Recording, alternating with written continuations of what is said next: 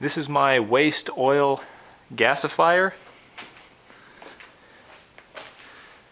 The waste oil goes in this reservoir here and it's heated, and as it's heated, air is entering through the top, and as the air passes down through the reservoir and around through this tube, it turns into a flammable vapor, which is continually heating the bottom of the reservoir, making the cycle repeat.